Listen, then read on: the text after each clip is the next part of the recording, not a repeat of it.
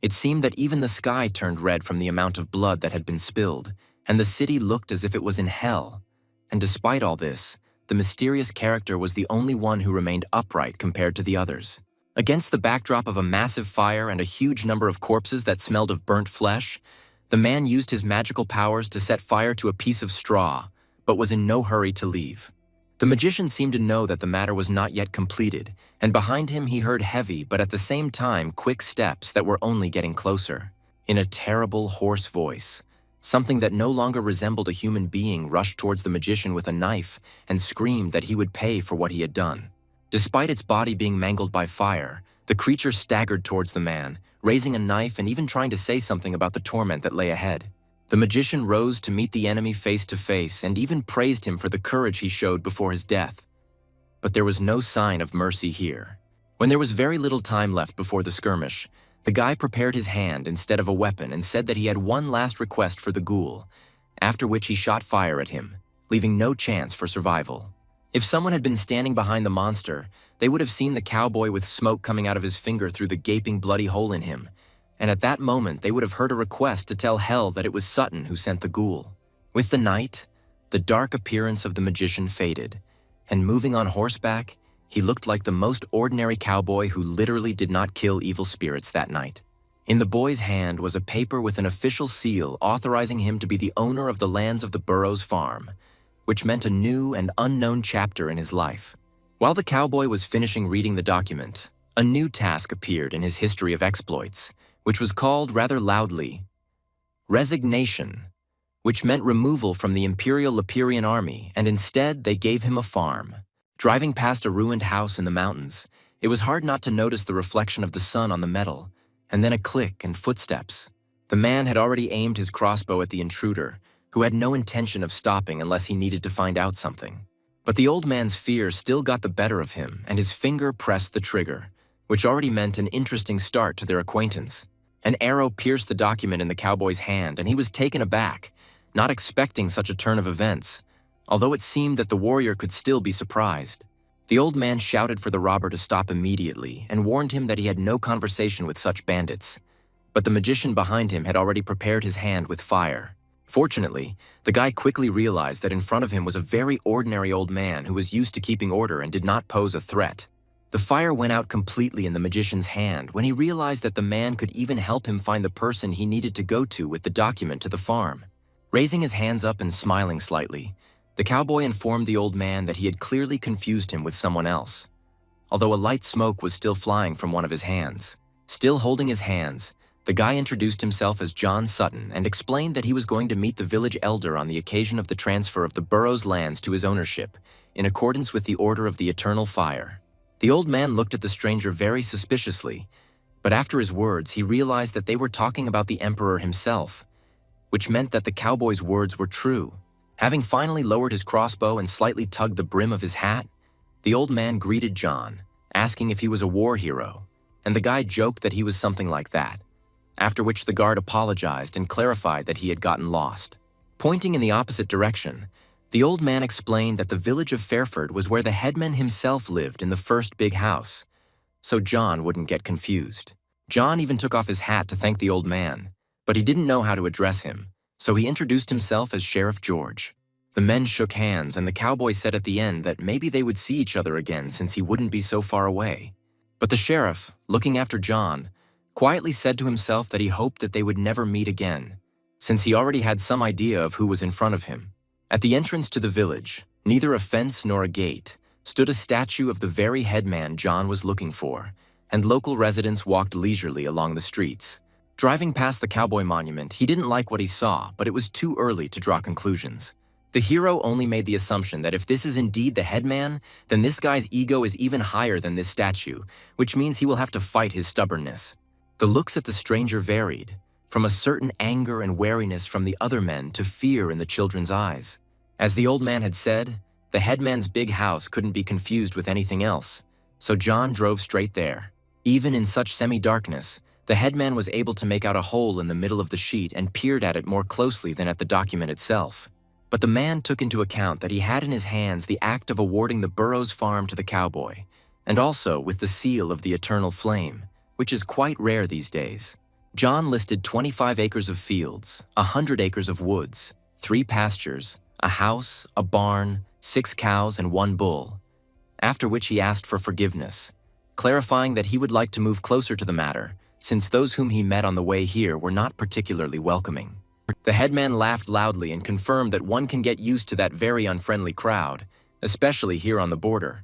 Jonas Halden extended his hand to finally introduce himself properly and said that he could simply be called Jonas. The magician shook the headman's hand in return and noted that he did not at all resemble the statue at the entrance, but in his mind he was in no hurry to draw conclusions. The man pointed to the photo and explained that the statue was in memory of his father, who had passed away several years ago, and that all they had in common was the same name. Jonas looked at the document again and became a little sad, telling the cowboy that his father was a veteran of the magical wars, just like John, and then added that he was grateful to the eternal flame, which ended this. Returning to the matter, the elder clarified whether the hero really wanted these particular possessions, since it was possible to place him in safer lands. John, without a drop of doubt, firmly replied that even if this farm did bring some troubles, he was still determined to live there and would cope with the problems. Jonas heard the answer and said that in that case they could leave right now so that the cowboy would have time to get settled. The magician became curious about how Jonas's father became the village headman, so on the way to the farm, he started the conversation first. The elder was not against talking, so he began by saying that his father had served in the army as a forward scout in his youth, and despite this, had managed to live quite a long time and had retired after the battle on the Torrens Plains.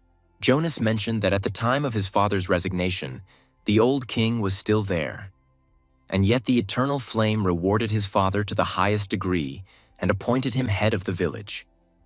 But John did not believe that anyone survived on the plains, because 10,000 soldiers died there in an instant. The village headman confirmed that the tragedy was caused by cursed mages, and the father himself even told how they were attacked by someone who had awakened a huge wave. But by pretending to be dead and sticking an arrow into his armor, he was able to swim to safety. Looking down, Jonas shared that he was glad that magic was illegal, because in his personal experience it only caused problems. But at the same time, his father was the first in the city to die under strange circumstances.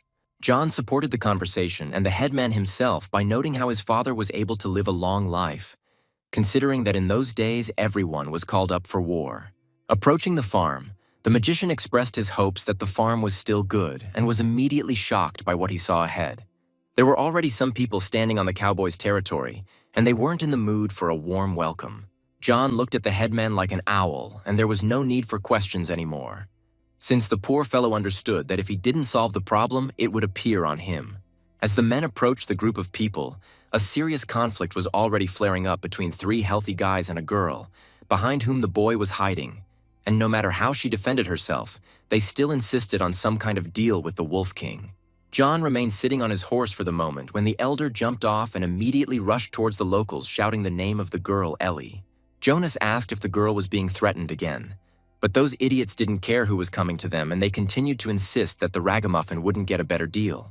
Apparently, the gang leader came quite close and laughed in the girl's face, cynically asking if they were really threatening her and if she felt in danger. Without any fear in her eyes, Ellie briefly made it clear that she was rather sick of a bunch of idiots, so they could keep their stupid fantasies to themselves.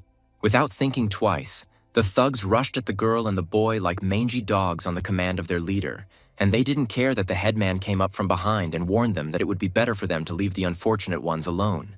One of the bandits, continuing to hold Ellie's hand, disrespectfully noted the appearance of the all-powerful leader who turns up his nose because of his daddy's victories.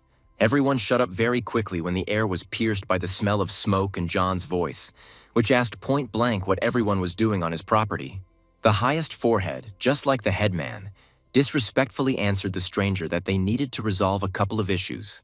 The magician briefly warned the bandits that they had a couple of minutes to get their asses off the site and resolve their issues elsewhere, or else their bodies would be displayed for all to see like garden gnomes.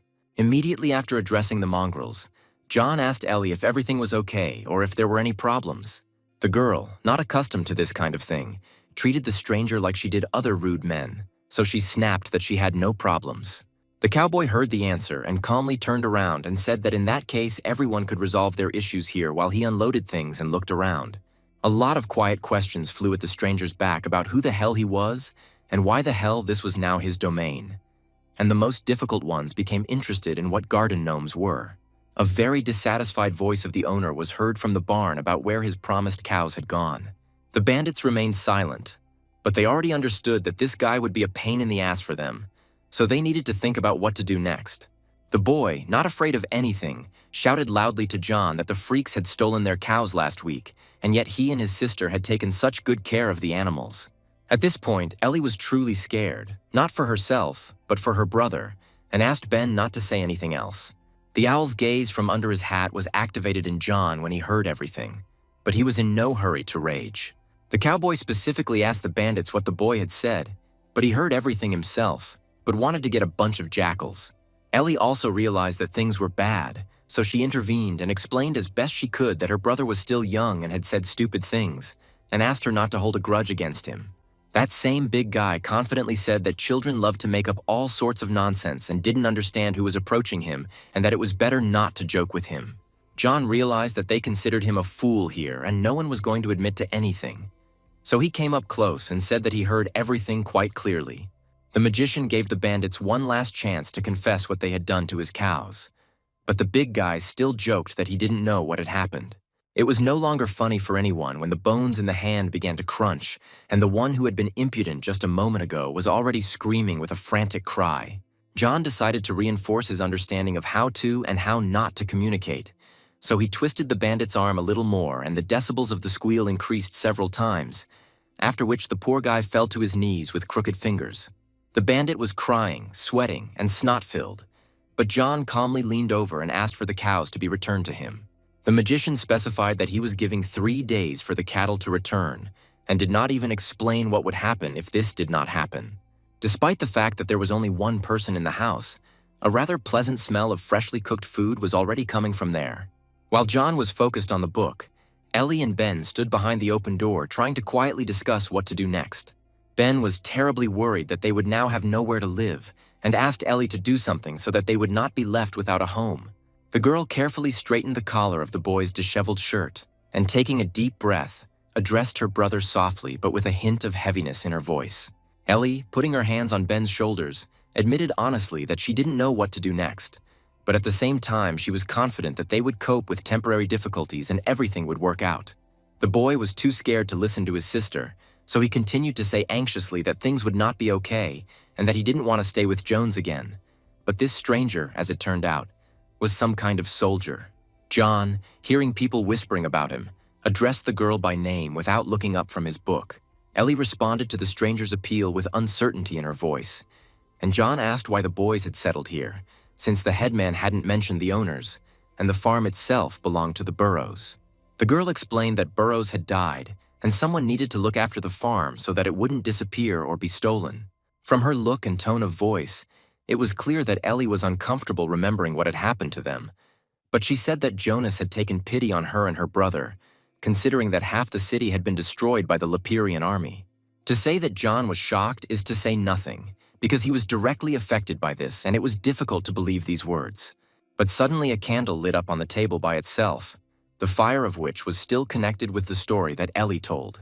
The candle flame penetrated John's vision into his memories, so for a moment he froze and did not move. The soldier remembered how he actually stood in the middle of a burning city, carrying out his mission, and at that moment he had no thoughts that he could harm anyone except his enemies. Behind the ruins, during the battle, a surviving victim hid, trying to pretend that she no longer existed so as not to be burned alive like everyone else. The poor girl's eyes saw too much blood and cruelty, and the screams from that day were forever imprinted in her memory. John looked at the candle as if enchanted, realizing who was standing in front of him now and how this would further influence the situation. Because among that inner cold flame with which he killed his enemies, a feeling of guilt appeared. The magician extinguished the candle as quickly as if it were another enemy on his path, interfering with the course of his thoughts and actions. Still silent, the cowboy stood up from the table with a heaviness in his body and soul, but sitting any longer would have been even more unbearable. Collecting his thoughts, John headed towards the stove, since despite his harsh training, no one had canceled the meal. The mass of feelings that fell upon the man very heavily, but it flowed into words of apology and regret about what happened to the girl and her brother, so he offered his accommodation at the hotel. John explained that he would talk to the headman about finding another place to live for himself, but at the same time asked the girl to let him have the cows and the bull. Ellie was shocked by what she heard from the stranger, but she immediately refused because she saw the seal of the eternal fire, which meant that she and Ben needed to leave, otherwise the bandits would return. Gritting her teeth, the girl said firmly that they were already leaving, and at that moment Ben wanted to cry and get angry, and he tried with all his might to persuade his sister to stay. The ice in John's heart had already broken when he asked for forgiveness, so continuing to cook, he suggested that the girl stay at least for this night and think everything over carefully, since he perfectly understood their unexpected situation. Ellie's head was already foggy from the amount she had experienced that morning, so it was more because of her brother that she agreed to the stranger's offer. After adding the last ingredients and stirring the dish thoroughly, John covered the cauldron with a lid so that the food would cook faster. The cowboy froze again, listening to the now familiar hissing sound. Only this time it was no longer him or his magic. Ellie and Ben were still standing at the threshold, so John asked them not to be shy and to go inside because chasing away the previous owners would be at least impolite and at most stupid. The lid of the cauldron clanged and the smell of freshly prepared soup intensified several times, as did the appetite of those present, and nothing brings people together better than hot, tasty food. John, as expected, generously poured food onto plates and served them to the guests, and Ben, almost jumping for joy, thanked the mister without even trying his cooking. The magician continued reading the book and at the same time ate while Ellie mostly watched, and Ben devoured it with both cheeks so that it could be heard throughout the whole room. The joyful and grimy child, with genuine delight and a clean plate, praised the cowboy's food and asked where the gentleman learned to cook like that. Feeling a bit awkward, John hesitated, but replied that he had learned to cook from books and that he did indeed have a housekeeping manual in his hands. Ben read the title of the book slowly and syllable by syllable, but with great interest and just in case, asked again whether he had read it correctly. Without waiting for an answer, the boy was horrified by the fact that the gentleman did not know how to take care of a farm, and yet he bought it, and again, without giving him a chance to answer, he rattled off that even he knew how to do it. Ben was worried that the mister would plant the seeds in the ground and they wouldn't even sprout. But John, without taking his eyes off the book, briefly replied that serving in the army was much more difficult. The boy easily agreed and already jumped out from behind the table because he noticed the toy, but asked what kind of soldier John was, which made Ellie laugh and the cowboy felt even more awkward. Another would have already asked the boy to shut up, but the magician replied that he was the warrior who lived long enough to retire and now asked a counter-question about where Ben learned to read, since this is a rarity for Lepierre. Already captivated by the game, the little boy still replied that it was Ellie who taught him to read, since she herself really loves books, but he is not particularly interested in it, since it takes a lot of time. John shifted his focus to the girl and admitted that such a hobby was impressive, and she shared that her grandmother, who was special in her own way, taught her to read. The magician agreed that everyone definitely had secrets and finally put the book down to tidy up after the meal. Ellie helped wipe the table, continuing to share that she really missed the smell of a good book, while the cowboy carried away the plates, and Ben was busy with his most important thing, namely, the game. The girl couldn't resist and picked up the book, explaining to John that they were tight on money right now, but he listened silently and continued cleaning. The magician did not react to the girl's revelation, but instead simply said that the journey today had been quite long, so it was time to rest. The house became dark and quiet, and only the wind howled outside the window, occasionally raising sand from the ground that scratched the glass. Ben had the deepest and most carefree sleep, while John and Ellie were wide awake as thoughts swarmed in their heads like bees.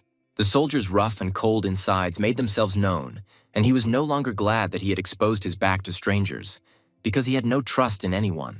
Ellie, in turn, also did not believe that such a terrible guy, out of the kindness of his heart, allowed her and her brother to stay and was clearly already planning something.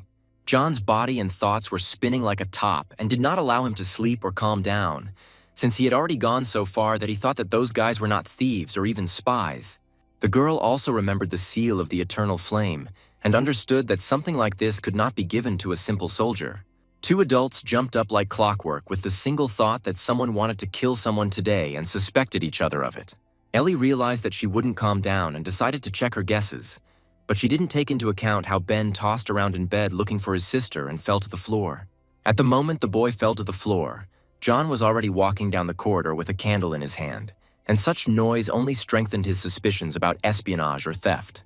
The man's presence was betrayed by the old, creaky wooden floor, which seemed to only get louder with each subsequent step. Ellie also walked down the corridor, listening carefully to all the sounds and looking around, suspecting that the stranger had already gotten down to business. The creaking sound really got louder because John and Ellie were walking towards each other, but they didn't even suspect that they would collide with each other like this. In one voice, the man and woman asked what each of them was doing there, and surprisingly, no one dropped the candle out of surprise. John and Ellie also unanimously said that there was some noise and asked each other if everything was okay, as if they had already forgotten that someone was going to kill someone. Just a couple of minutes ago, two enemies were walking down the corridor, spying on each other, and now an awkward silence hung between them. The guys suddenly realized that it was no one else but them. If everything was okay, then it would be worth returning to their place and going to bed. Somehow, Ellie, listening to the sound of her brother's snoring and because her eyelids were heavy, was able to fall asleep. But John would have been better off not sleeping at all, since he felt much better in reality than in the dream, which brought him suffering. Sleep had a firm grip on the warrior's consciousness, and it was even harder to open his eyes than to close them, which meant the torment continued.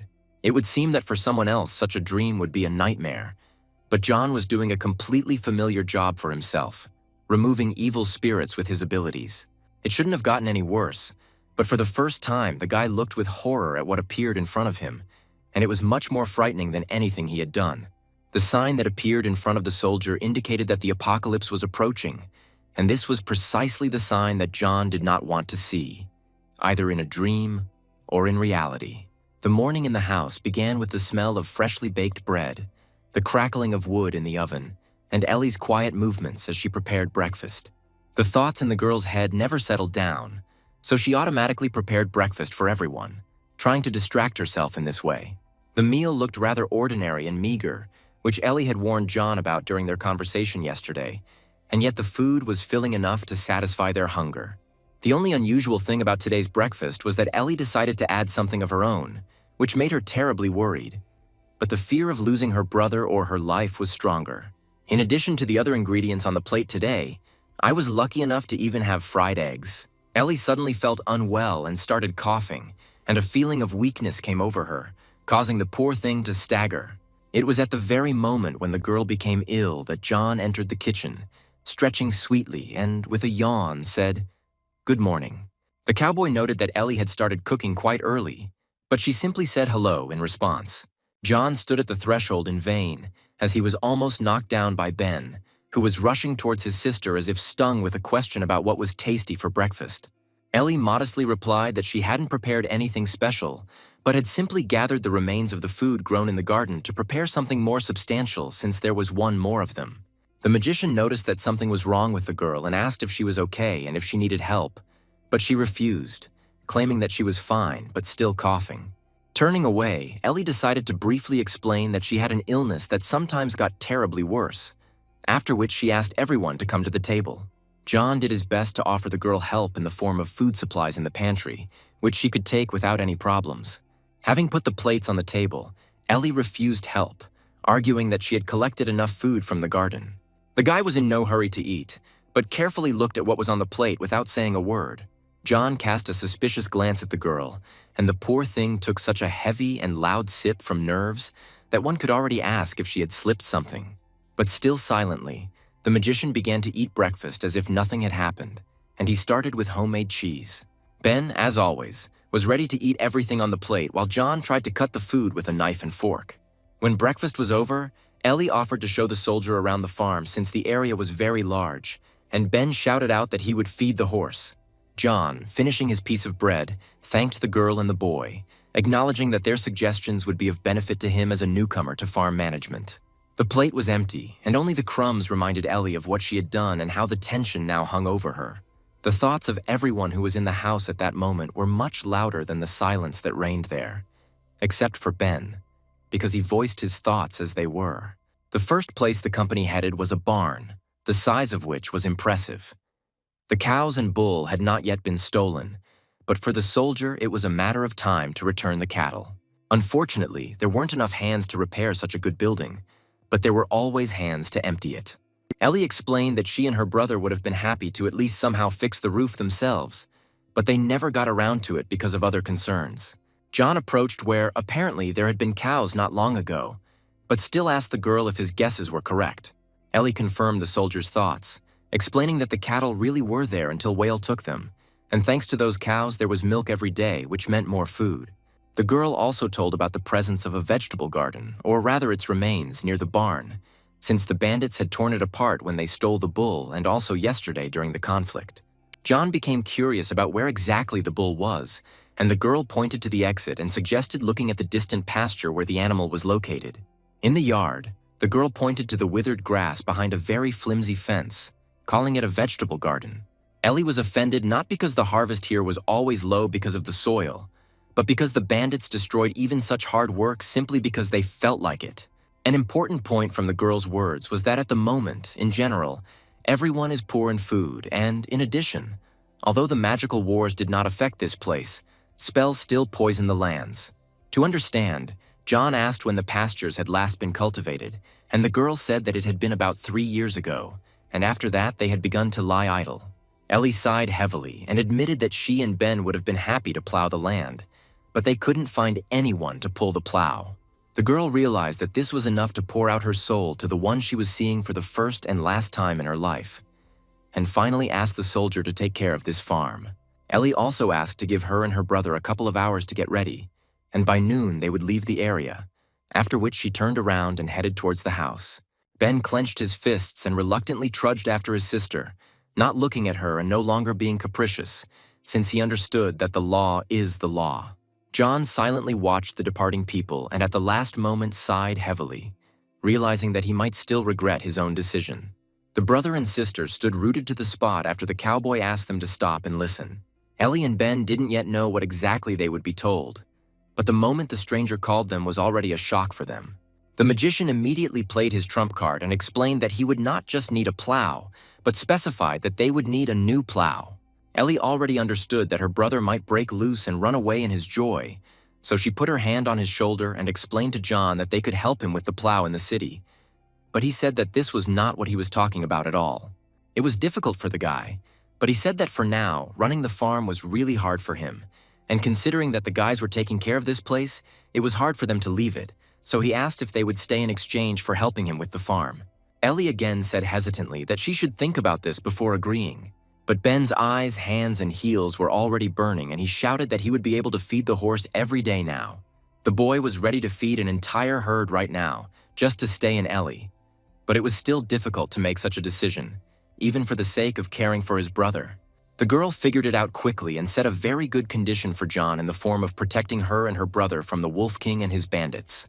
For a warrior who killed evil spirits, putting a gang of bandits in their place was a trifle, so he shook the girl's hand and made a deal. In order not to put it off for too long, the cowboy immediately suggested going to town to get a plow and start putting everything in order. But the girl and her brother hesitated and did not joyfully follow the soldier, as they had their own problems on this matter. John noticed how the guys hesitated and asked why they were standing still and not doing what they had wanted to do for so long. Ellie very carefully tried to explain that there had been several recent incidents after which she and her brother were trying not to stick their noses into the city. And Ben, as always, voiced what he thought about the horrible murders, about the bodies twisted into knots and the severed heads. John agreed with this rather coldly, but his questions did not decrease, and he did not insist.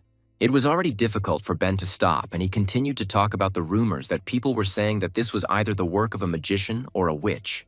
The girl even put her hands on her brother's shoulders to show him that it was time to calm down, and only added that the locals were not very welcoming to them. The next moment, Ben started to say something about the lack of class and people's suspicions of Ellie herself. But the girl immediately covered the boy's mouth and cut him off, saying that it didn't matter. John didn't go into details, but his gaze became the same as when he first met everyone on his territory. The man drew certain conclusions for himself and decided that they would have time to get a plow. But in the meantime, they needed to get food since there would now be 3 of them here. Ben was delighted and thanked the mister for everything he had done for them and was going to do, and the girl was also happy about the changes. After some time, the magician was already in the thick of the forest, having gone in search of food as he had told the girl and her brother. Looking around carefully, John felt that the mana in these places was much stronger.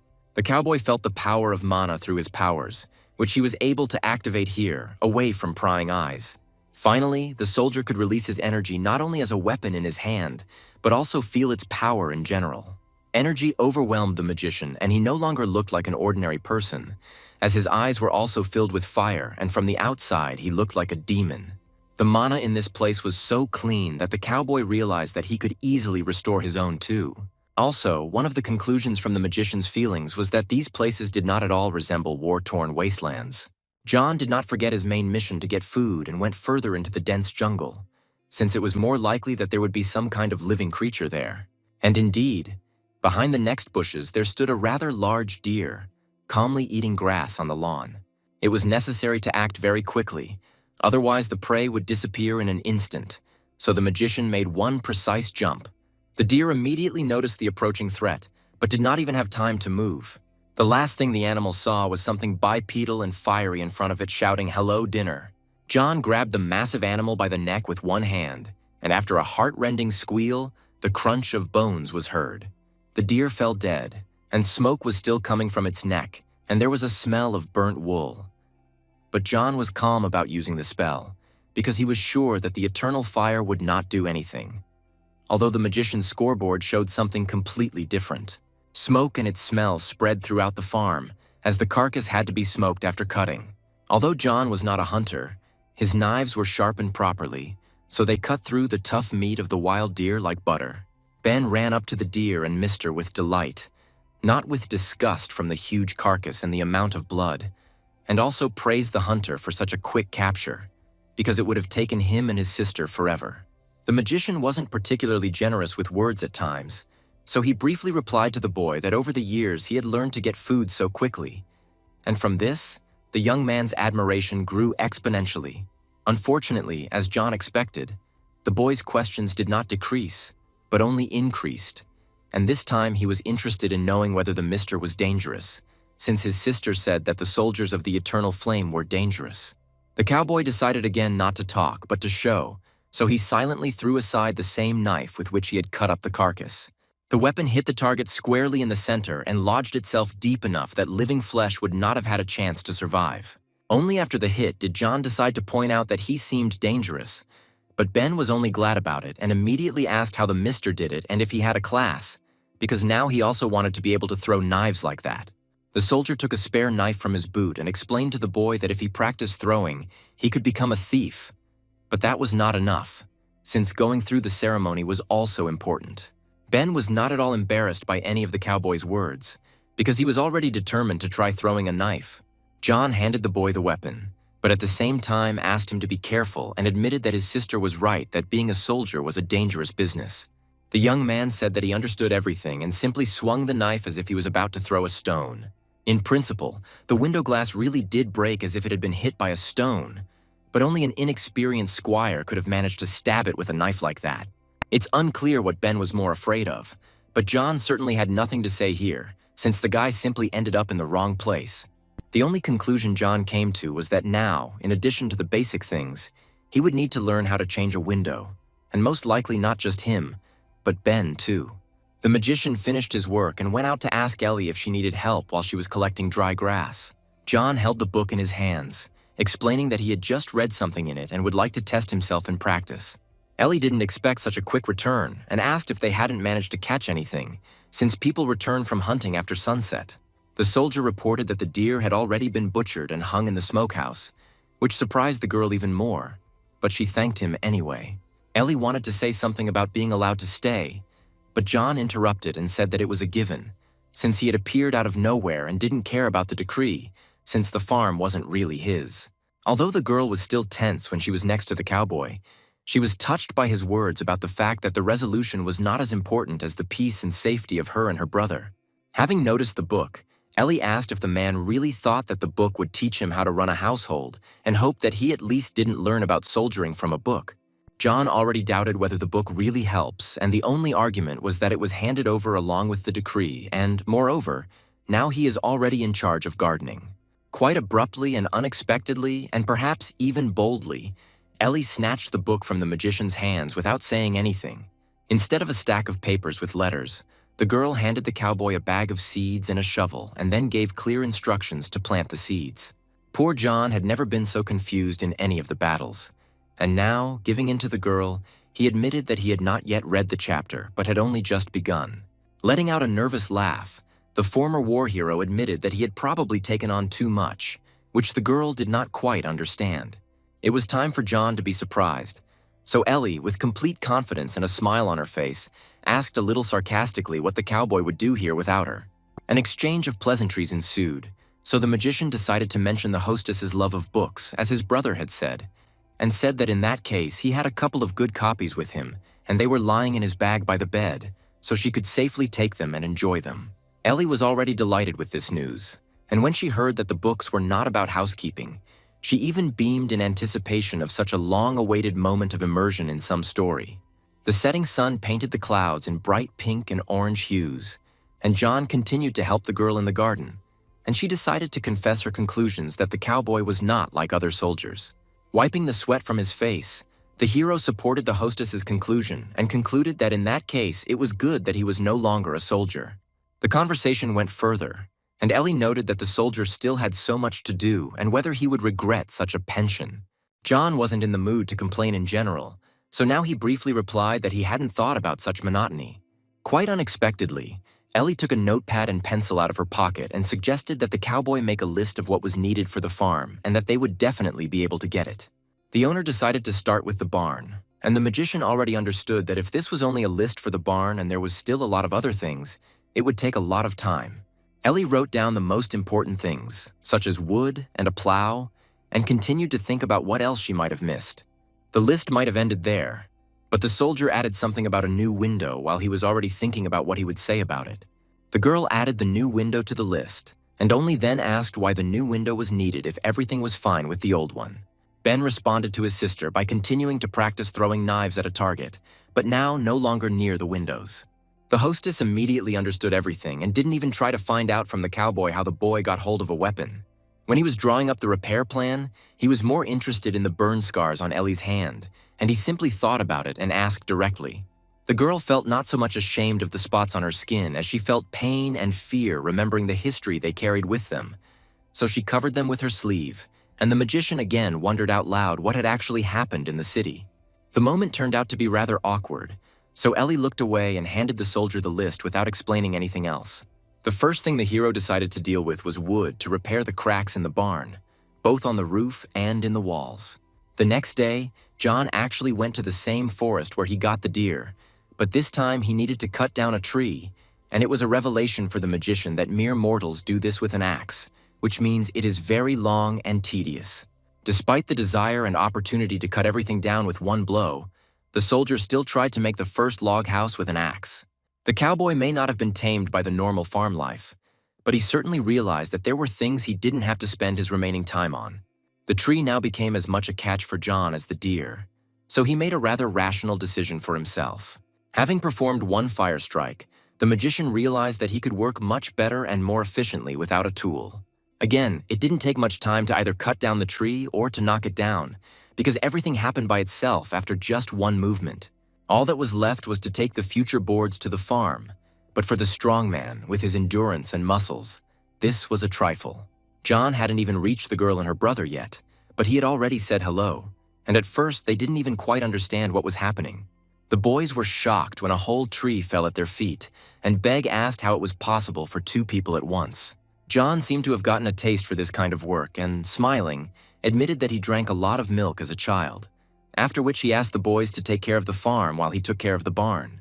Ellie had been feeling a mixture of anxiety and joy inside for a long time now, and this case was no exception.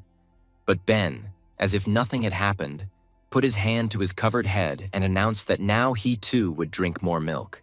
The sister and brother happily went to do their part of the work while John thought about the fact that perhaps everything that happened was for the best. While the magician's hands were working, his thoughts were on how he would help the girl and the boy and go on his way. Everyone's work was different, but this time everyone put in an equal amount of effort, and even Ben tried to give it his all to make it easier for his sister. John did well too, and this is perhaps the best mark he will leave behind, since he will be gone. But his work will continue to serve people. The gardening team did a great job, supporting each other with high fives and a desire to see what the soldier had done. The cowboy, in turn, also lay down right on something to rest a little, while keeping the book about farming with him. The boys went inside the barn, and Ben hurried to tell the mister that he and his sister had finished, and only then realized that he had hurried because he might be sleeping.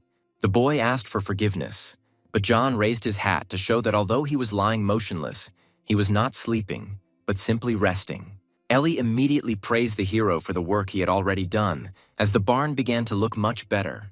John, as befits a warrior, sternly ignored the praise, saying that he was not finished yet because he needed to get a couple more things from the list and finish the stables.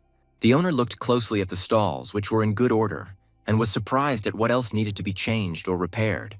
The magician, without hesitation and with sarcasm, this time asked Ellie seriously if she didn't understand what was wrong with the stalls, and she really didn't understand. John reminded that the stalls here were empty without the cows that had been stolen and for whose return they had been given 3 days. So the return of the stray cattle could be added to the main tasks on the list. While the cowboy was busy simultaneously curbing his ardor and waiting for the girl and brother, he was reminded of the current task, namely the resignation, and also clarified what was missing for a complete picture of the cattle. John himself knew very well that there weren't enough animals on the farm, and remembered that the bandits had 1 more day to return the cows. Otherwise, he would move on to the more fun part. The magician almost got caught in front of the boy, because when he ran up very close, he noticed that it had become quite hot, and the last tongue of flame had just disappeared behind the man's back. John couldn't find anything else to answer except that it was summer now, and Ben had already switched to the fact that in that case he should hurry so as not to miss the sowing time. The cowboy was glad that Ben was still somewhat absent-minded and did not ask questions about the change in temperature around him. So he approached the horse and asked the boy to call his sister to show him to the city for a plow and other things. The young man turned his head from side to side, forgetting about what was happening in the city. But Ellie was already sitting with her head down in order to attract less attention. The boys jumped down to get some food while John asked for a hint where he could find a forge. Ellie pointed further towards the street and explained that the blacksmith would be on the left side behind the hotel. Thanks to the sign on the side of the house, it was difficult to make a mistake when looking for the forge, so the cowboy did not have to travel far. John didn't care that a girl was working in the forge, but instead he came in, said hello, and immediately began to explain that he needed a plow that could be pulled by an ox or a horse. The girl introduced herself as Garrett and shook the new buyer's hand, immediately clarifying that this was the very owner of the farm. The magician responded sarcastically, saying that rumors spread quickly here, and also introduced himself. Garrett explained that it wasn't a matter of rumors, but rather that everyone was keeping their ears open after the recent horrific events, to which John clarified that they were talking about bandits or murders. The girl was a little puzzled that the new guy already knew some details, so she decided to brush it off a little by saying that she was trying not to scare the clients. The magician, without mockery and from his own experience, said that a city without crime is not a city and everyone has their own. But he could not understand whether everything was really that bad here. Handing over the piece of paper, Garrett confirmed that things in the city were indeed ugly, as hysteria had spread among the people due to the witch, and it had reached the point where citizens were asking for imperial knights to be sent to them. The ad mentioned the murder of 9 people, and the clue was the symbols left at the murder scene. But after reading even the first line, John immediately said that he was not afraid of magic or witches. Garrett asked a rhetorical question whether the soldier was going to settle here and immediately answered that their city was not the best choice. But the cowboy still said that he planned to stay, so he heard friendly advice to take care of himself. The girl also couldn't ignore the fact that, according to Jonas, the cowboy was suspected of being involved with the Wolf King's gang, and John, unable to bear it any longer, asked if there was really nothing else to discuss. The girl admitted with complete seriousness that there really was nothing more to discuss. But after thinking about it a bit, she still remembered the recent visit, or rather raid, of a couple of adventurers. The magician took this news into account and asked if they were mercenaries, since he had heard that most of these individuals were former wandering soldiers with a sick head and a thirst for profit. Garrett became much more interested in taking care of the order, so she clarified that the plow would take several days, or at best a week, and asked if they needed anything else at the same time. The cowboy immediately laid out a list of carpentry tools from a large cleaver, spare parts for an outdoor stove, nails, 2 wheels for a cart, lintels, and glass for the windows. Just in case, he checked if there was anything for what he was told he would definitely need a week. While the order was going well for the magician, Ellie and Ben had a hard time because the saleswoman chased them out of the store, screaming hysterically that people like them weren't served here, and the girl, shielding her brother with her body, asked them to ignore her. Some fruit flew at the girl's head, and someone shouted from behind that no one in the entire city needed their blood money, and just at that moment John drove up. Poor Ellie rushed to the cowboy while he, although he did not quite understand what had happened, realized that the girl and boy needed his help and protection. Ellie picked up the remains of some fruit from the ground and couldn't explain what had happened. So Ben, as always, took it upon himself and explained directly and briefly that all people considered his sister a witch, and at the end, added that they were idiots. John sincerely did not understand why the girl was being bullied so much, but he certainly wasn't going to leave it as is, so he asked her to follow him. The doorbell made a completely different sound, not at all familiar to the local residents, as it was sharper. For now, the cowboy said hello and calmly addressed the shop worker, reporting a certain problem that needed to be resolved on the spot. The woman opened her mouth again and a bunch of dirt poured out, both on the supposed witch and on those accompanying her.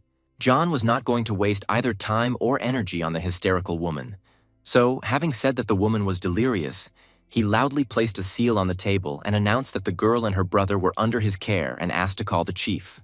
The worker's expression changed suddenly when she picked up the badge belonging to the Imperial Knight. To make things clearer, John asked a counter-question about whether a badge could be a lie, to which the employee rushed out from behind the counter with an apology and said that she would call the owner right away.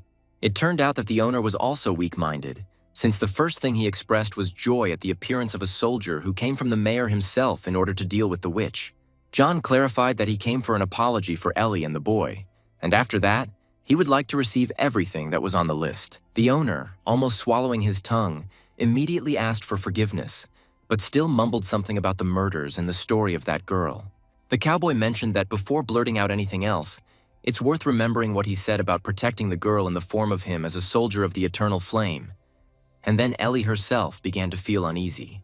The girl turned around abruptly and coldly told John not to involve her in anything related to the eternal flame, after which she asked him to simply give her everything that was on the list. Several bags of groceries were placed in the cart, which made Ben very happy, and he thanked the gentleman, noting that he was the best, but Ellie remained silent. The girl turned sharply and in the same cold manner thanked the cowboy, but at the same time asked that this not happen again, and he, at a loss for words, agreed. Ellie repeated out loud what she had heard in the shop, namely about the Imperial Knight of the Eternal Fire, and clarified sullenly that this was no ordinary soldier in front of her, because people like him were mage killers and witch hunters. John got a little nervous from the way the girl could almost see right through him and decided to turn it all into a joke about how, even if he was already retired, even if Ellie really isn't a witch, she's already started to give herself away by asking the soldier if Jonas had sent him after her, and he immediately said that nothing of the sort happened, especially since he knows the girl isn't a witch. For the first time, John admitted that he would finally like to create something instead of destroying it, and added that the eternal flame is not what everyone imagines it to be. And besides, he left at the first opportunity. Once again, silence and tension arose between two people with their own stories behind them, and all because both were not telling the whole story. Ellie asked if the soldier needed anything else, after which she immediately clarified that she and Ben would handle this alone. John was not going to find out anything or contradict, but said that there really was one more place that needed to be visited before leaving, and asked the girl not to do any more mischief. Without joking, Ellie said that she could not promise the stranger not to cause any more incidents. The magician headed towards the saloon with heavy thoughts that things couldn't get any worse, but they still happened. Having entered the bar, John even considered this place decent despite some drunks, and decided that he would catch his breath here and then look for a place to spend the night. The man approached the counter and, turning to the bartender, remarked that they had a pretty good hotel, to which he was told that this was indeed the case, and that safety could be guaranteed thanks to Sheriff George. The cowboy remembered hearing about the sheriff's name and asked if there were many like him here. But the bartender replied that there was only one, George Wells, and he was just on his way to lunch. Just when John was thinking to himself that a meeting with the sheriff would be very opportune now, the doors of the saloon suddenly swung open loudly. At the threshold stood those very adventurers who were on everyone's lips, and they introduced themselves as warriors of the Red Coral, and since they were new to the city, they were looking for a place to stay for the night. It is not surprising that the first person the visitors approached was John, and they even asked him for directions, but he explained that he was not from around here. The grinning gang leader had already hinted that he didn't need any trouble and simply wanted to talk to someone a little more welcoming to the locals. But the mage immediately said that if the person in front of him wasn't the one who answered to the emperor, then he wasn't interested. The leader moved towards the exit and made a loud comment about the soldier's rudeness, and a little more quietly called him a damn bastard, and just at that moment the sheriff came in. A glass of beer had already been prepared for Mr. George, but the first thing he asked was whether these were those stray dogs again, which the bartender confirmed. The sheriff placed a friendly hand on John's shoulder and praised him for driving away the jackals even faster than he had, only to hear that the hero did not particularly welcome such lawless people. The bartender clarified for the sheriff that adventurers come once every couple of days and ask about the mage's tower. But John also heard this, and even so, the man explained that this rumor is as old as the world itself. The cowboy wanted to resolve everything directly since the sheriff was here, and said that he wanted to report the theft of the cows and even knew who stole them, to which Mr. George said that he knew this local joker Whale. Mr. George asked if the young man would write a statement, but John rationally replied that there was no need for this, and instead asked for contact information. The sheriff warned that he doesn't like lynch mobs here, but since the hero is brave enough to go to the lair and politely ask for the cows to be returned, it's located in the mountains west of the city. The old man also asked the soldier to be careful with Javier because he was the Wolf King, and John, to clarify, asked if he had a class and learned that the king was a wolf tamer, so he should think many times before getting into this shit.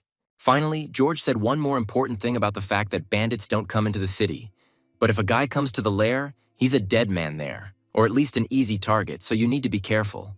The old man saluted and said that it was nice talking to him, but duty calls, as he needs to keep an eye on those adventurers, which John, as we first said before meeting, said. The cowboy decided to dig up some more information and asked the bartender if Javier was really a big shot, and the worker confirmed that he was one, at the very least, because he had 1,000 wolves, even if it was just rumors. Suddenly, shouts were heard from the street asking someone to stop doing something, and the first thing John thought, judging by the voice, was that it was Ellie.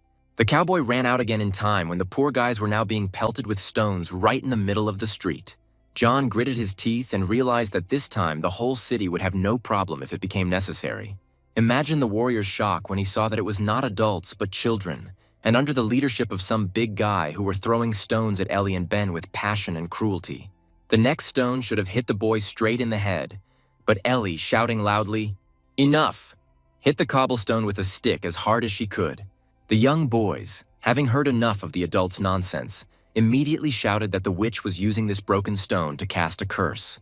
Ellie noticed that John was getting closer and asked him not to come any closer as he would only make things worse. A very brave fool shouted menacingly that with the help of the soldiers' fire they would burn out magic throughout the world and through a stone. Never before had John so regretted that he had not managed to do anything or at least somehow anticipate the enemy's next move. The moment was lost, and a cobblestone thrown with a rather strong hand flew straight at Ellie's head, and now John had to hold on at all costs so as not to incinerate everything here to the ground. Flying up to the girl and the boy and shielding them from the blows with his body, the cowboy warned, verbally for now, that everyone should move away from them. The law-abiding citizen did not like how the Knight of the Eternal Fire defended the dirty witch, and now called John an enemy of the Empire. Like a shadow, the magician appeared next to the fool in the blink of an eye and slightly corrected the information that the enemy was now just taking his sword out of the holster. John raised the Liburiac in front of him with one hand and explained that the eternal flame had ended the war against magic, so it was necessary to filter the words that flew out of his dirty mouth like that. The next movement was to throw the body into a barrel of water and hit it directly, which spoke of the magician's rather strong self-control. John addressed the children just as sternly and, pointing his finger to the side, warned that they had the opportunity to run away if their lives were dear to them. The little rats scattered in different directions, even managing to ask forgiveness from their commander, who almost drowned in the barrel. The boys hid, and only then began to whisper fearfully about who this stranger was, and there was no answer to the question. But if he threw Mr. Tanner, who has a class like that, then it's terrible. John no longer cared about the idiot who was climbing out of the barrel, and he went to help Ellie, holding her so she wouldn't fall. He had little intelligence and a lot of strength, so the idiot rushed with shouts and a sword at John and Ellie, and she shouted to the soldier to be careful, but it was already too late.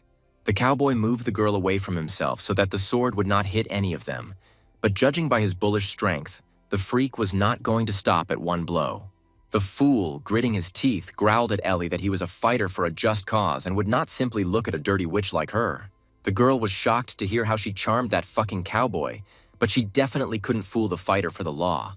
While the ghoul was still shouting something in the girl's face about her death, and that she would be the last one this city would see behind her, John's nerves finally gave way a little and he allowed himself to teach a little lesson. The cowboy decided that in order to finally close that stinking mouth and calm its ardor, it was worth burning his mouth a little, and for some time it would definitely not spew out shit. It turned out a little better for John than he expected, because now the bastard had no cheek. But the task was completed, because now it was much more difficult for him to speak, but even then he managed to utter the word curse. The soldier figured that if the man still had these obsessive thoughts in his head, he would knock the nonsense out of him, so he hit the same torn cheek with a running boot. The big guy fell with a loud noise and slid quite a distance across the dry ground, leaving behind a pile of dust. Even such radical methods of knocking the nonsense out of his head did not help, because lying in his own blood, the freak still took up the stone and somehow called the culprits of his condition demons. The scoundrel was even able to get up and throw a stone at Ellie, calling on the eternal fire to drive these creatures from the earth. This time, John managed to catch the stone right in front of the girl's face, because otherwise the situation would have been sad. The magician was trying his best to control the situation and himself, so he decided to take out his anger on the stone that burst in his hand. The idiot's bloody cheek stretched even further from the simultaneous understanding and misunderstanding of who was in front of him. John warned the man that if he still valued his tongue, it would be better to hide from sight, but in general he could attack again. But just in case, the soldier came close enough to grab the idiot's head and clarified that the stone was much harder than the skull. Finally, a note of fear was heard in the voice, and from the mouth came not more shit, but words of forgiveness and a plea for mercy. John repeated the words about mercy, distorting them as if reminding him that he was trying to explain to a fool that it was better not to go where it was not necessary, after which he pushed him.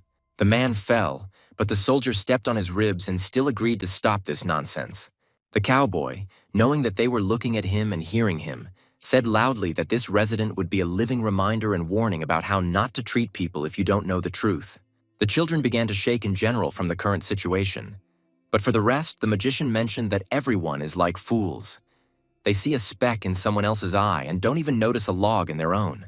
A woman, just as crazy and hysterical as the man lying on the ground, was running towards John, and it became clear that they were married even before she screamed to remove her hoof from her husband, which made the soldier feel even more disgusted. With maximum cynicism and sarcasm, the cowboy called the fool without a cheek a tough guy and added that it was he who was endangering children by inciting them to throw stones at the witch without knowing the truth. The poor woman screamed that the stranger had almost killed her husband and had already swung her hand at John.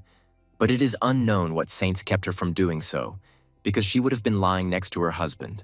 Like a red rag to a bull, the cowboy used a rather caustic response to the attempted murder of the woman's husband and said that the witch would have actually killed him by now.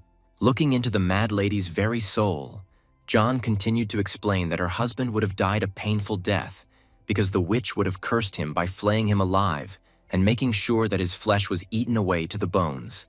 A little more and the woman would have foamed at the mouth, but the soldier slowly and confidently repeated that she should be glad that Ellie was not a witch. While leading Ellie and Ben away, John gave the woman some sound advice about reining in her bull so that he wouldn't do anything like that again.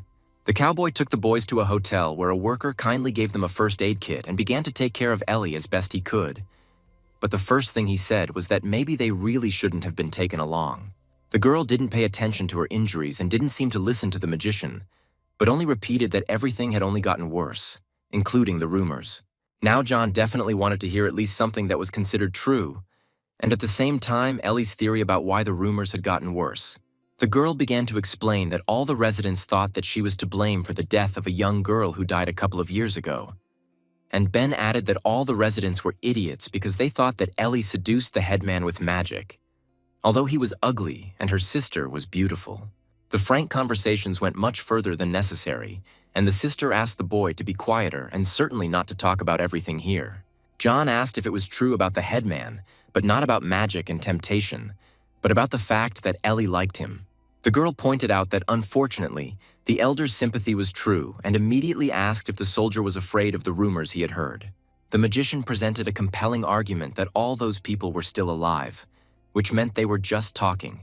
And he also explained that he could sense mana and that it wasn't enough to prove that there was truly a witch in front of him. Ellie smiled for the first time since the incident, exhaled and was happy with such conclusions. And John clarified that, unfortunately, he does not know healing magic, but he has skills in field medicine. Ellie admitted that she was surprised that John, as a soldier, knew at least medicine because she was sure that the only function of the Imperial Knights was destruction. The cowboy decided to lighten the mood and said that he had something for the guys because he was leaving tomorrow to return the cows. John handed her a knife and offered to show her a couple of techniques, but she was still shocked and simply thanked her. Ben wasn't left out either, but unfortunately, when he asked if he would also get a knife, he was refused, and the argument for that was the broken window in the barn. The boy was terribly upset when he saw the hammer, but he just hadn't found out how good this weapon is if you know how to use it. John even went on to joke that the hammer was needed primarily so that if Ben broke something again, he would now help fix it. But the young man was delighted. Sweetly stretching and yawning quite loudly, the magician was glad that the morning of a new day had arrived as never before, because today was the very moment to go visit the Wolf King. Ellie had just prepared breakfast and was already carrying plates to the table. But John went to the exit, and when asked if he would like to eat, he said that he had more important things to do, and besides, it was easier to deal with problems on an empty stomach. Just in case, the girl asked if maybe they shouldn't go to the lair because there would be no time for jokes there. But the cowboy smiled and said that he would return before his breakfast got cold. Going outside, John held his hat because it was quite windy, but this would not have been a hindrance, but on the contrary, it would have helped. Ellie voiced her doubts that the soldier really understood who he was going to and to return the cows. Ben didn't ignore his sister's thought and added that the gentleman really wasn't particularly bright, even though he could read, and it was good that the cowboy himself didn't hear it. John went into the barn before the road because he was thinking about going on horseback, but considering that the cows had already been stolen, he decided that walking would be much faster. The cowboy smiled to himself, flexed his arms, and admitted out loud that he might be a lousy farmer, but he certainly knew how to slaughter chickens. Racing with the wind, the magician moved faster, even without a horse, and used his energy as if it were jet propulsion. The very high mountain did not become an obstacle for John either, as in just a few jumps he found himself at the very top. When you come to visit, it is usually customary to knock on the door, and when John landed, he saw two big guys and realized that he might actually have to knock. But he started with a greeting and asked the security guards if they knew Whale. The taller club thundered at the cowboy, telling him not to move in their direction anymore, but asked what the hell he was doing there. The soldier was quite polite and calm and explaining everything as it was about the conversation with Whale 3 days ago and the return of the cattle. The guard did not refuse the stranger, but at the same time threatened that now it was necessary to find out what Whale himself would say about this meeting, and also added that the stranger was lucky that the king of the wolves had left. Otherwise, he would have already been fed to the pack for coming without an invitation. While the tall guard went to call the bandit, the short one pointed his spear and ordered John to stand still, but he simply shouted after him that it would be a good idea not to hesitate, as there was a risk that breakfast would get cold. The entrance to the Wolf King's domain alone, from a bird's-eye view, looked like it was some kind of castle.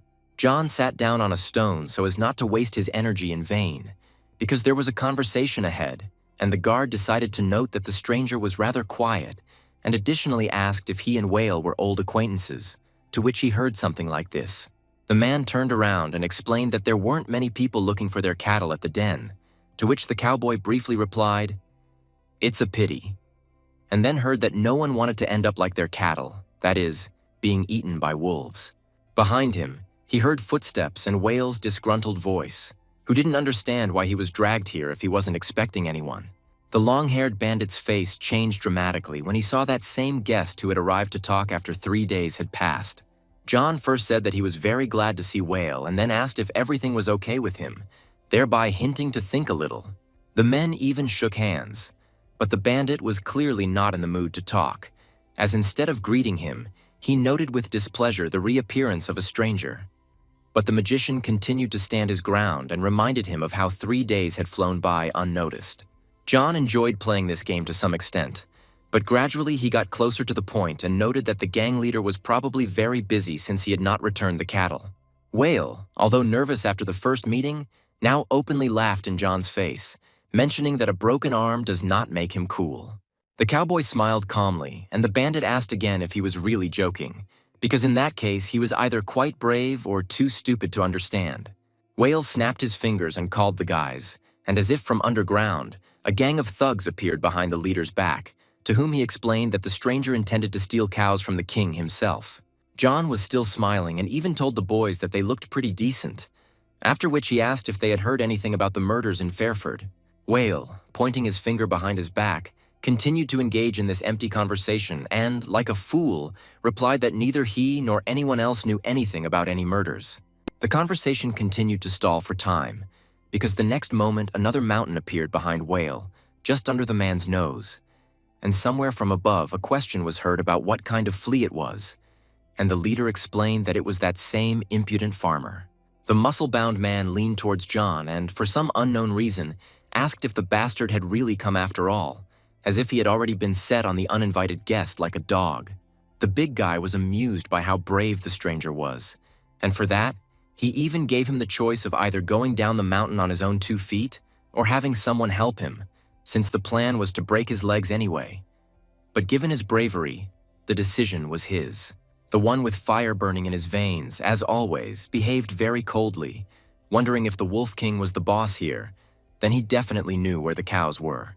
The bull's muscles were working faster than his head, and it was possible that he was even having convulsions. But he really did rush at the soldier like a trained dog, shouting that he would not come near the leader. When John struck the big guy, all he could rely on was his muscular corset, since in a normal person there was already a clear hole there. While the rock on his knees was coughing like an unhappy cat, the cowboy continued on his way, so to speak, to the cherry on the cake. The guys were already attacking the stranger out of fear that even the big guy would get a slap, so the attacks were sharp and loud, but ill-considered, especially when one of the bandits decided to teach the soldier a lesson in what it means to be rude. John snapped the bastard's neck like an owl and praised him for a pretty good joke about something to remember. Having got the hang of it, the magician invited those who wanted to move and play with fire to a battle dance. This time, 2 people went at John at once, even with spears, but that was all the better since it was quite convenient to take up 2 weapons at the same time. This time, the cowboy also decided to joke and, stabbing 2 bandits at once, asked if anyone had ordered spit-roasted boars. Just a couple of minutes ago, the impudent man was now shouting the name of his dead partner at a high pitch, and John was already getting ready for the next dance. The boar ran as fast as he could with visas. "Save me, help me." But the soldier explained that he would leave no one alone now. The magician appeared behind the bandit like a jack-in-the-box and asked if he was already leaving, kindly offering his help.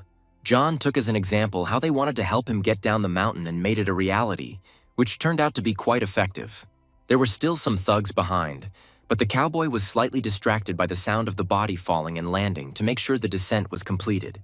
Due to the fact that the stranger was watching the falling bandit, they managed to get to him from behind, and the one who caught John screamed either from fear or from joy that he grabbed the scoundrel. The skin on the bandit's hand suddenly began to sizzle and the wind carried the smell of fried meat, along with the echoing scream of the poor fellow. The soldier again laid down 2 at once like dominoes, asking if this was all that the king's gang was capable of. Finally, the brute recovered and, rising to his feet, croaked that the stranger should choose opponents equal in strength. John was even glad that in front of him was finally the owner of the class, and the acquaintance would become much more interesting. The rock screamed in an inhuman voice, and the magician even held his hat with his hands to look up, praising the barbarian's rather good form. The soldier asked not to worry about him, because he also had the opportunity to strengthen his forces, only in a slightly different way. Taking an iron spear in his hands and heating it up, John suggested that the barbarian test whose bones were stronger. The big guy had good mass, but because of this, he was inactive, while the magician, in a second, from the place where his fist ended up, was already near the big guy's leg and hit the target exactly, as the poor guy's scream told him. And again, while the cowboy made the jump, The barbarian only had time to turn his head back and see that same flea with a spear flying towards him. The rock clearly didn't like this kind of corrective massage because he was screaming furiously, but there was no escape route. They say it's true that the bigger the cabinet, the louder it falls, which is what happened to the biggest and most formidable of all the bandits in the royal gang. Whale was certainly not the cherry on the cake, but he was also a pretty good part of the whole composition. And it was to him that John headed after throwing out everything unnecessary from his hands, because he came to talk after all. For some reason, the leader was shaking as if from a fever, but it was just that same stupid stranger who considered himself too brave after breaking the arm of one of the bandits who was heading towards him. There was already a decent-sized yellow puddle under Whale, and his body was shaking as if it was about to fall apart into pieces. John came up close and reminded that he would still like to talk and then take his cows and bull and leave peacefully. While the cowboy was negotiating with Whale, and it was desirable that his breakfast not get cold, Ben had already managed to eat his food, and seeing that his sister was not eating, decided to help her, not taking into account her bewilderment due to his young age. The boy was happily devouring his second portion of breakfast, but Ellie decided to now ask him directly whether he thought they had made a mistake. Ben looked like a hamster with his cheeks stuffed with food and still had to answer the question in such an awkward position. Ellie asked in more detail what her brother thought, whether they could trust the soldier since he starts fights with the most ferocious bandits and used to be one of the Imperial Knights. Ben shrugged his shoulders and agreed that the warrior could have a very dark past, but argued that now he was making some kind of bets, which meant it didn't matter anymore, especially since he was most likely a corpse lying near the king's lair. Ellie slightly corrected the boy that John was not making bets but had retired, but he continued to enjoy the food and was not particularly upset that he had made a mistake.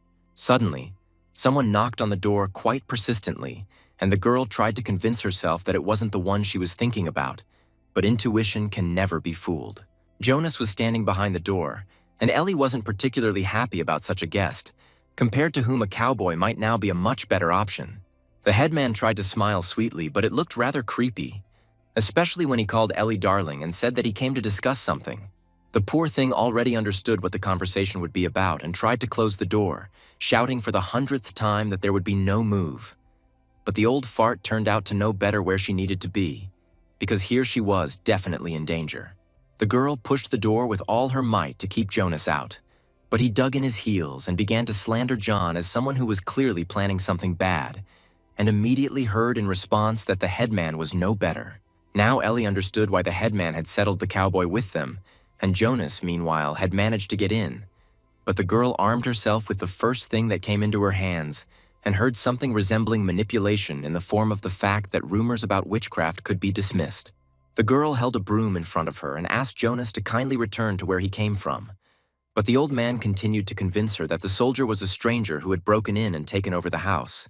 Ellie reminded the headman again that he was acting just as disgustingly now and showed him with a broom that it was better not to come closer, and in general he shouldn't be here because no one let him in, and Ben went and blurted out that Jonas was a freak.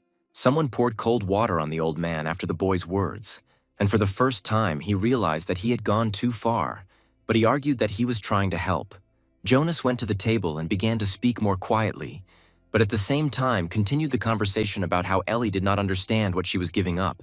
Sitting down in the cowboy's place, Jonas still had the opportunity not to touch his breakfast, which was indeed still warm, but the scoundrel had other plans and he continued talking about how normal soldiers retire. But this one will fight to the end. Taking a fork in his hands, the elder, trying to press on the sore spot, concluded that the warrior apparently still enjoyed killing. Ellie played it all out beautifully and cut off that even if the soldier was a murderer, given the rumors that the headman spread that she was a witch, John would most likely be her best match. The girl warned that if Jonas thought his status would save him, she would still tell people what a scumbag he was. And Ben again chimed in and threatened that the cowboy would kill the old man for eating the eggs. The old man wiped his mouth and agreed for now with the girl and the boy that he was wrong, and asked to convey his apologies to John.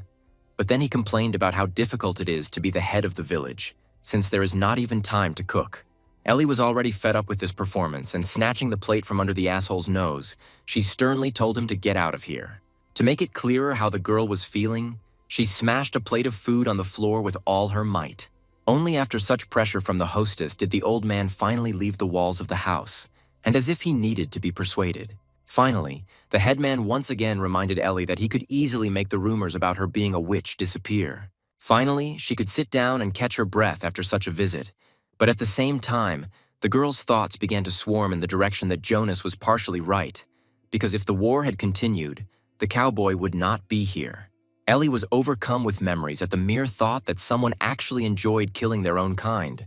The picture came to life before her eyes as if it were yesterday, and as she delved deeper and deeper into it, the girl could already hear the cracking of wood and bones. And then she remembered the smell of burnt flesh. Clinging to life in every possible way, the poor fellow searched under the rubble during the fire for at least something to hold on and not die. The apple she found was not just food for Ellie, but rather salvation and even a kind of hope. The survivor's whole life flashed before her eyes, like an arrow that hit the apple and flew back to the ground.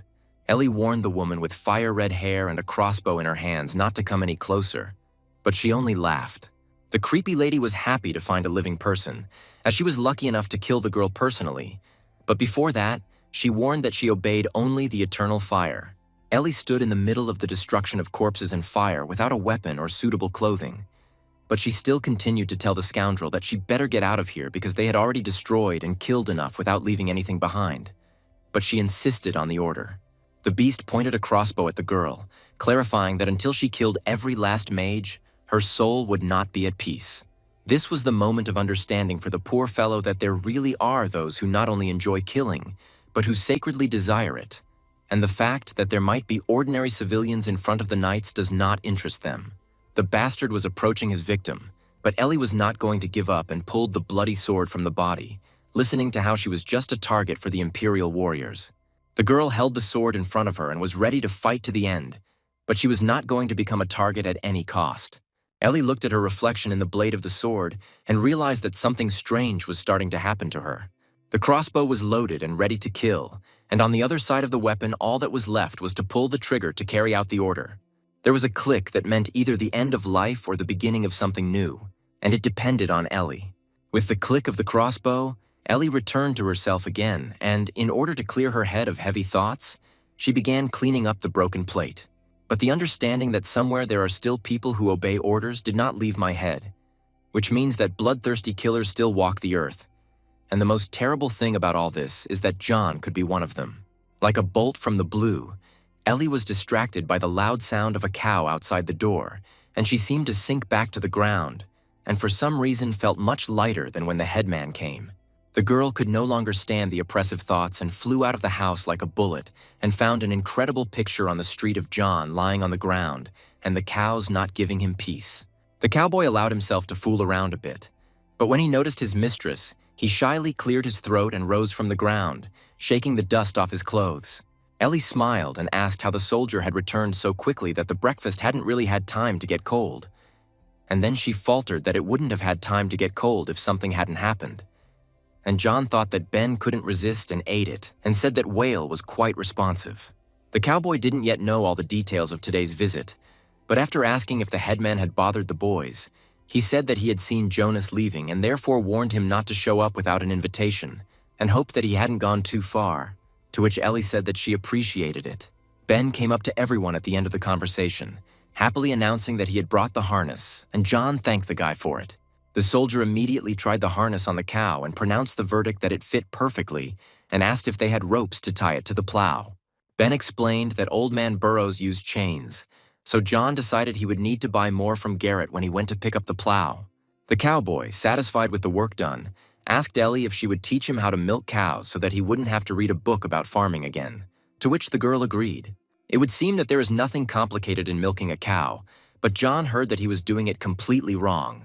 The soldier had endured so much during his service that he had never had such a difficult task as milking a cow, but he still tried. And meanwhile, Ellie asked about the burns on his hands. John denied the burns as being rather careless, if not downright clumsy, and to some extent he was right. The cowboy realized that now he too could ask about the girl's scars, and did so because he was genuinely interested in learning the story. Ellie reminded the soldier of the story she had already told about the devastation of her city during the war, and the eternal fire was to blame for it all. John's mouth dropped open in genuine surprise when he heard from the girl that the city was burning, and in the following days, While the survivors were digging through the ashes in search of food, the Imperial Knights came to finish off the rest. Touching the scar on her hands, Ellie again found herself in the moment when she and Ben were the only survivors from the entire village, and she found the boy himself among the rubble, and from that moment they were inseparable. The story shocked the magician, and to make sure his hearing was working properly, he said out loud once again that the Imperial Knights had come for the civilians. Ellie looked not into John's eyes but into his soul and confirmed that he had heard and understood everything correctly. Picking up the knife given to her by the soldier, the girl said that one day she would definitely do everything possible to reach the eternal flame. It was easy to guess that Ellie planned to repay the killer in the same coin that his knights had done, namely, to destroy the freak once and for all. John finally got an update in his quest history about completing the mission, namely, returning the cattle. In addition to the fact that the task of returning the cattle was completed successfully, as was the overall life on the farm, John also saw what he saw in his dream. But on the contrary, because there the apocalypse was approaching, while in reality, on the contrary, it was retreating.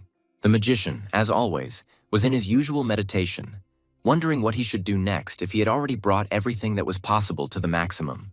Regardless of the situations the war hero has already gotten himself into, he would really like to have instructions on what to do when his skills have already been improved. John clearly understood that whoever came up with this game definitely knows how to keep their mouth shut, because none of the locals even guess what's really going on.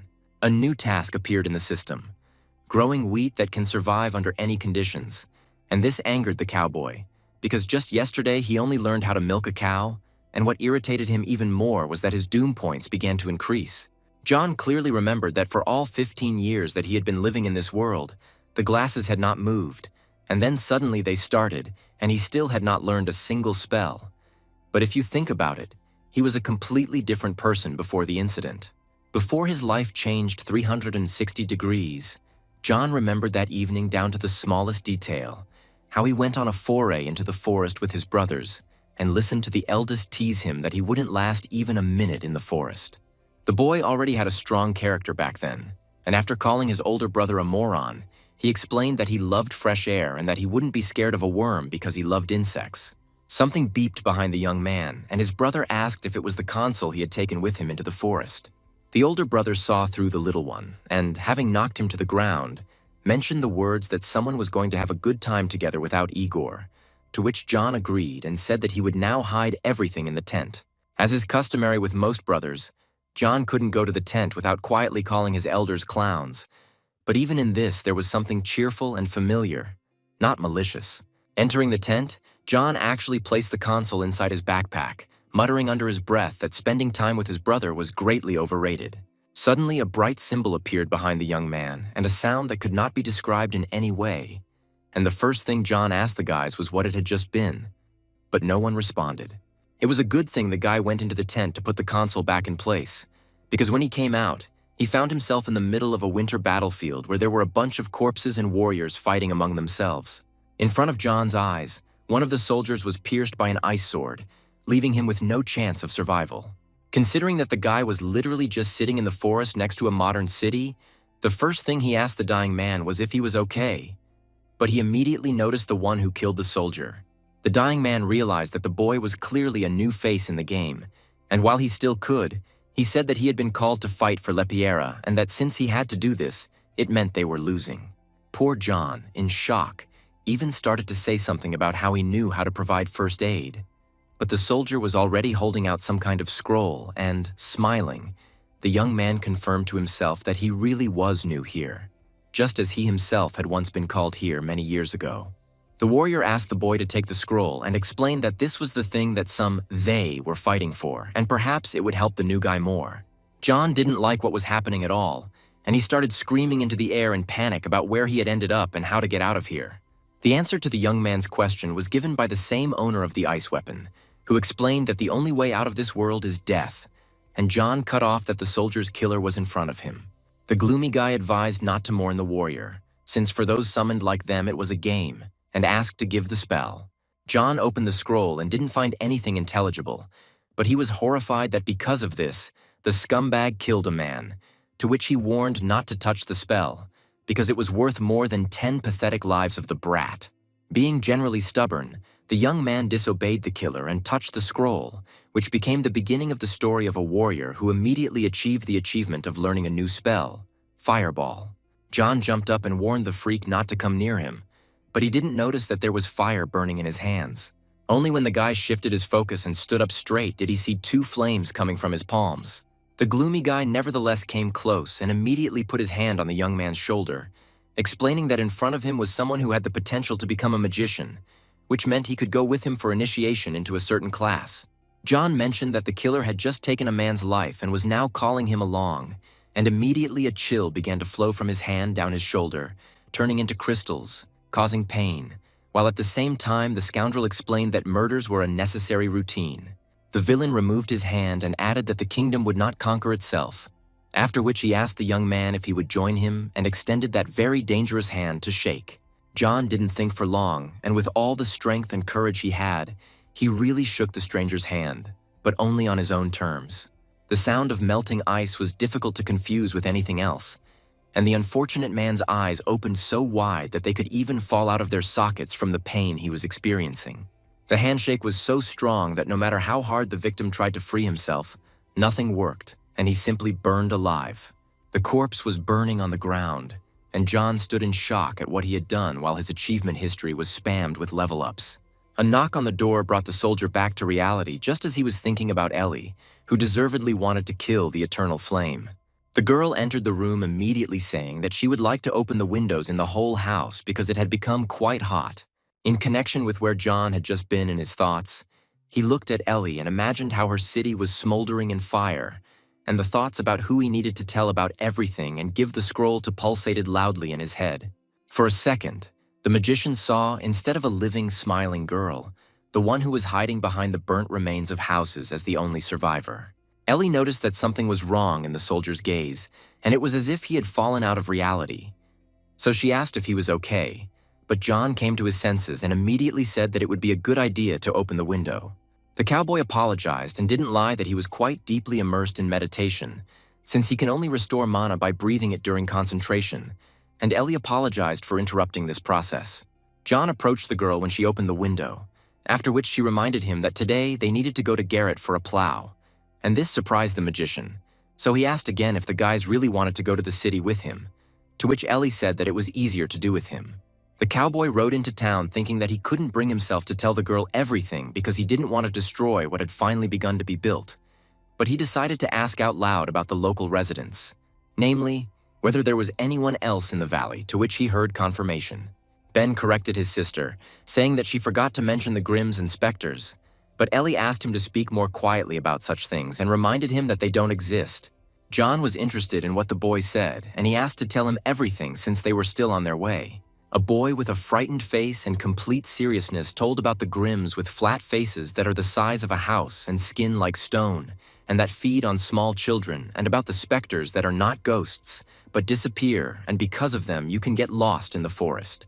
Ben told John not to listen to Ellie because he had seen both the Grimms and the specters with his own eyes, to which the cowboy briefly replied that it was interesting and jumped off his horse with the words, "We've arrived," to which the boy was offended, realizing that they weren't even listening to him. Garrett was already meeting the customers and there was a plow standing next to her, and she also reported that everything ordered was ready and John thanked her for her hard work. Ben was still sulking, but the magician apologized for arriving so abruptly and leaving just as quickly, but he hoped for understanding on the part of Garrett, since they still needed to stop at other places. The stop on the way home was a grocery store, and this time Ben was so upset that he didn't even go with everyone else but stayed in the cart. Everything went smoothly with the grocery shopping, but this time both the owner and the saleswoman looked like they had been shit on right at their doorstep. When the guys went outside, Ellie immediately asked if the cowboy had seen the faces of the people behind the counter as if they had seen a spectrum, and John supported this joke, saying that it was more likely that the owner and the saleswoman had imagined a witch and a knight. The soldier expressed his joy that Ellie and Ben agreed to his help, to which the girl sarcastically told him not to get used to it. John shared that he would like to plant wheat using the new plant, but the girl said that she had never seen how this crop was grown, since before there was only corn, and plus she was a little afraid whether the wheat would survive the winter. The cowboy opened the book, which had already helped him in many ways, and replied that the management claimed that the wheat would survive the winter. From the way Ben grunted, it was clear that bringing the bull was a difficult task for him, but he still managed, declaring with his throat that he had brought a workforce. John looked at the beautiful animal and was overcome with an irresistible desire to name the handsome fellow Ferdy. While the magician was stroking the bull and preparing him for work, Ben ran towards the house, shouting that he would help his sister unload the cart. John clenched his fist, remembering how the mana crystallization worked to bring the cows down the mountain and how it would help now too. A red crystal appeared in the cowboy's hand and he showed it to the bull, after which the latter immediately opened his mouth, wanting to taste such a delicacy. The magician didn't know completely whether he understood the animal's reaction to mana correctly, but he thought that probably all living creatures love it. The bull turned into a tool not only for work but for anything, and John happily said that now he could definitely hitch up the plow and get to work. Ellie only had time to look after John's sparkling heels and Ferdy's hooves, realizing that the matter would end before it even began. Ferdy plowed the land better than any combine, but the one who had to lead the bull didn't know how to do it properly, so it turned out to be a lumpy first pancake. The girl's heart bled when she saw what had happened to the garden because it was the first time she had seen anything like this in her farming. John was pleased with the work done and, leaning on the bull, said that he and Ferdy had worked hard and done it.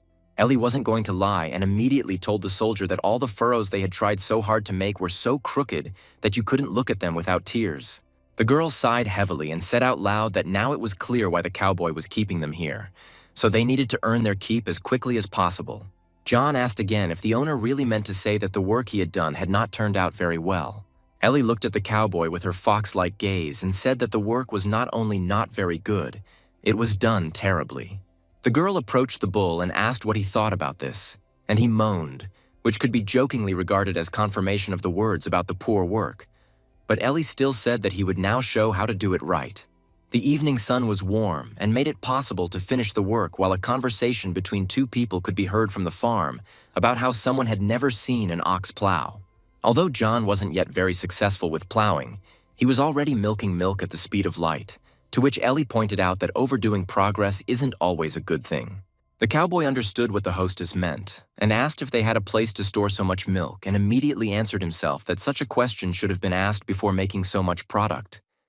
And the girl also said that milk cannot be stored for more than a day because it will go sour. Ellie sat down next to him and explained that the product could be sold in the city, but no one would buy it because of rumors.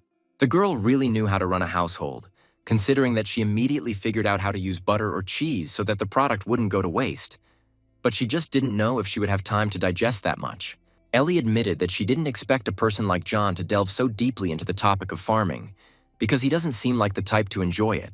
The magician asked the girl directly who he looked like then, and he was genuinely interested to know.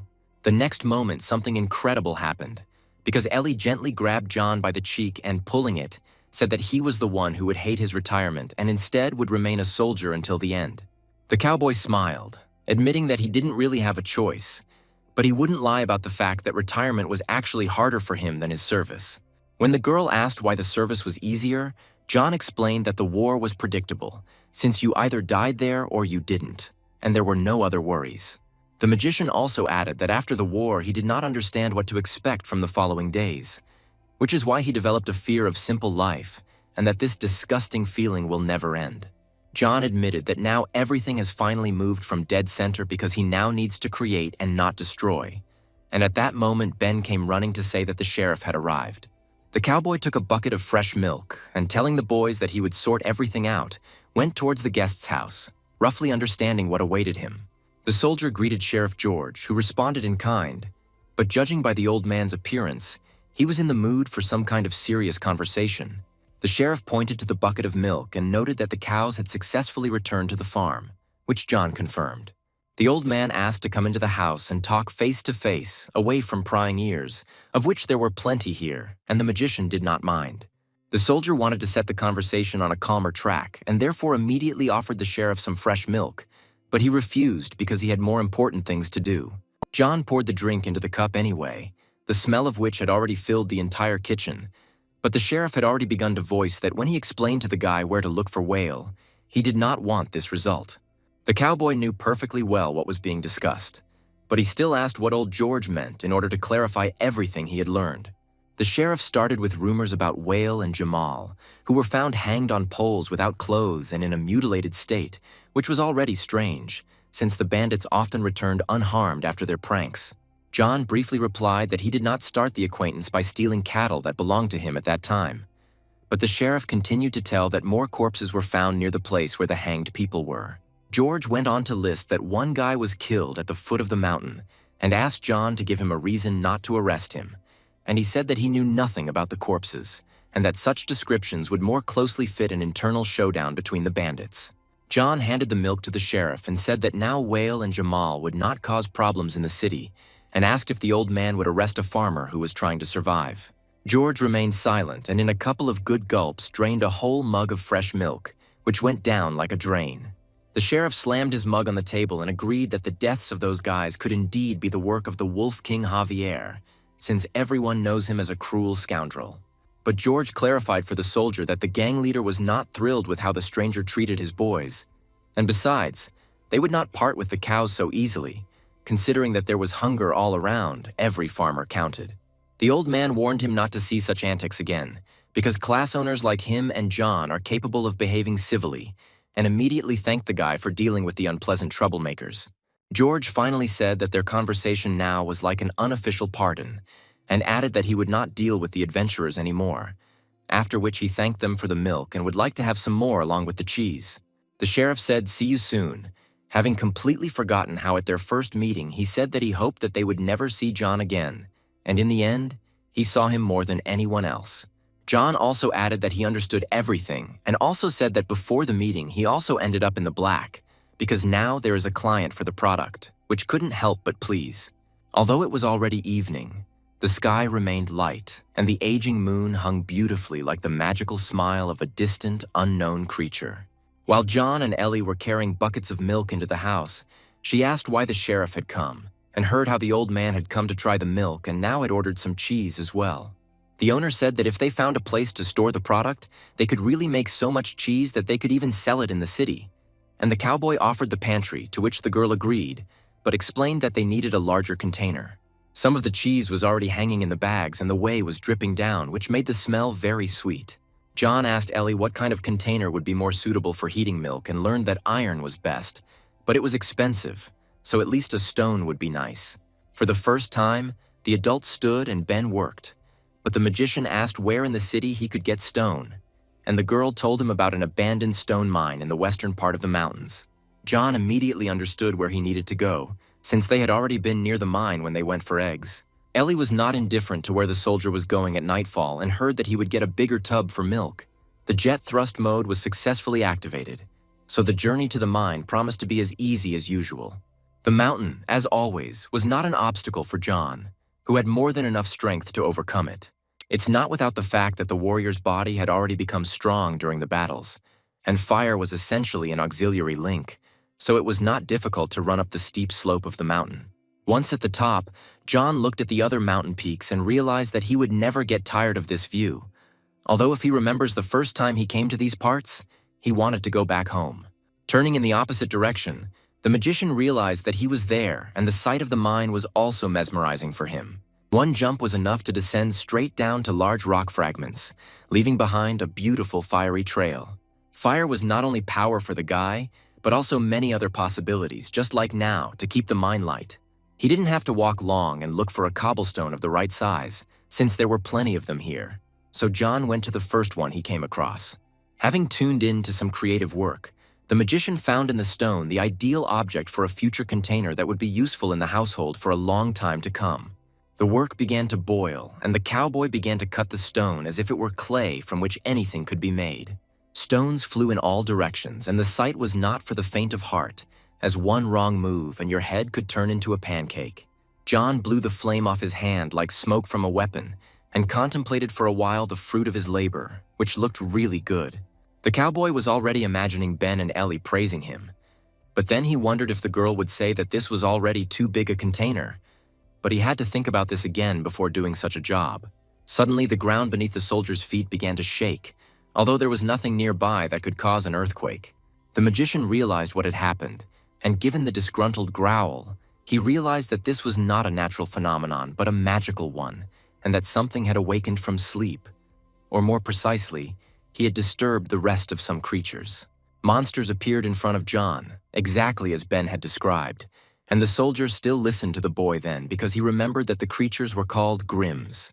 One of the Grim leaned towards the man, and the soldier also looked at them, trying to compare them with Ben's description, but there was no resemblance, and John himself heard that if the thugs eat mana, they will become smart, and asked if they can speak. A flame appeared in the magician's hand, and he informed one of the Grim that he had arrived in peace and would also like to leave in peace. The creature straightened up, and considering that it was a stone, it was difficult to predict what would happen next, like with a person and his body language. But the cowboy decided to mention once again that there was no need to fight. Finally, the monster opened its huge stone mouth and screamed, so John now had to think about an escape plan.